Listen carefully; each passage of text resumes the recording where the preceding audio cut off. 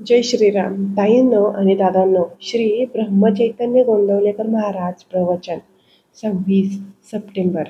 भगवंताला विसरणे ही आत्महत्याच.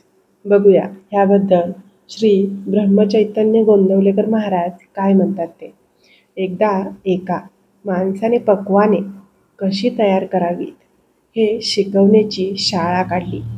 त्या शाळेमध्ये तो मनुष्य शब्दांच्या साह्याने निरनिराळी पक्वाने कशी तयार करायची हे आपल्या विद्यार्थ्यांना समजून सांगे. पण त्या विद्यार्थ्यांना घरी भाकरी करून खाण्यापुरते पीठ देखील मिळत नसे. त्यांना त्या पक्वानाच्या ज्ञानाचा काय उपयोग होईल बरे.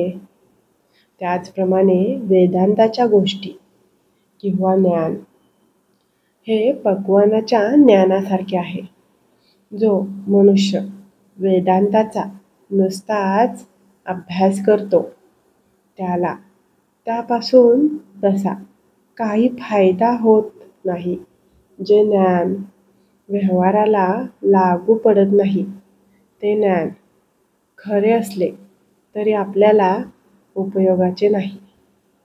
आपल्यात आणि संतांमध्ये फरक हाच की आपण जगतासाठी देव मानतो तर संत देवासाठी जगत मानतात.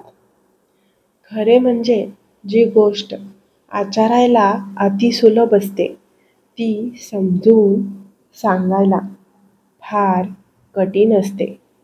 ती खरी अनुभवानेच जाणायची असते. ज्याचा अनुभव दुसऱ्यावर अवलंबून आहे तो अपूर्ण समजावा. म्हणजेच जेव्हा मिश्रणाने पदार्थाला चव येते तेव्हा ते दोन्ही पदार्थ अपूर्णच समजावे. या जगात सर्व दृष्टीने पूर्ण असा एक भगवंतच आहे. त्याला विसरणे ही आत्महत्याच आहे.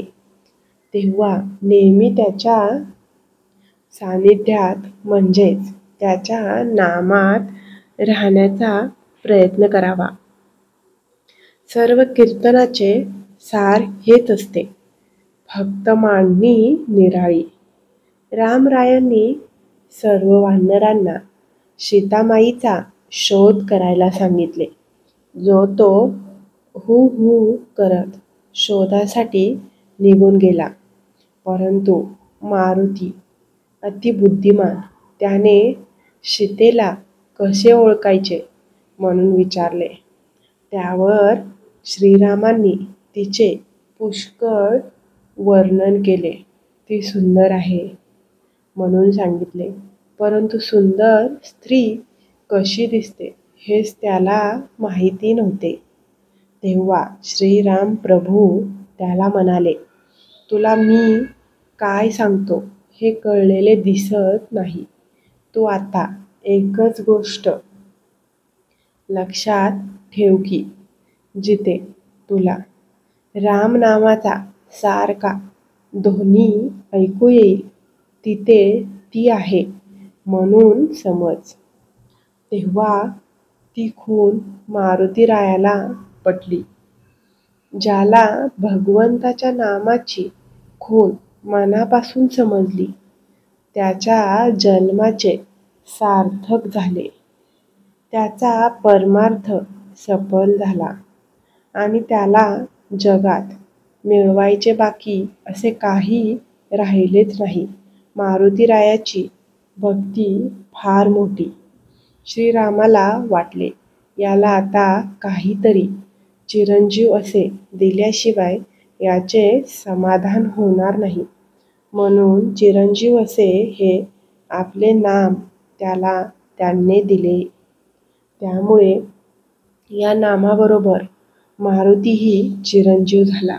बोधवाक्य सर्व संतांचे सांगणे आहे की मनापासून भगवंताचे नाम घ्या आणि आपले कर्तव्य कर्म करा.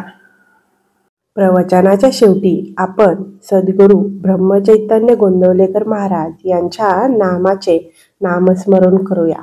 श्रीराम जय राम जय जय राम, श्रीराम जय राम जय जय राम, श्रीराम जय राम जय जय राम, श्रीराम जय राम जय जय राम, श्रीराम जय राम जय जय राम, श्रीराम जय राम जय जय राम, श्रीराम जय राम जय जय राम, श्रीराम जय राम जय जय राम, श्रीराम जय राम जय जय राम, श्रीराम जय राम जय जय राम, श्रीराम जय राम जय जय राम. अयोध्येचा राजा आणि आपल्या सर्वांचे आराध्य दैवत म्हणजेच भगवान श्रीराम आणि श्री ब्रह्मचैतन्य गोंदवलेकर महाराज यांच्या चरणी नमन करून मी आजच्या प्रवचनाचा शेवट करते. धन्यवाद.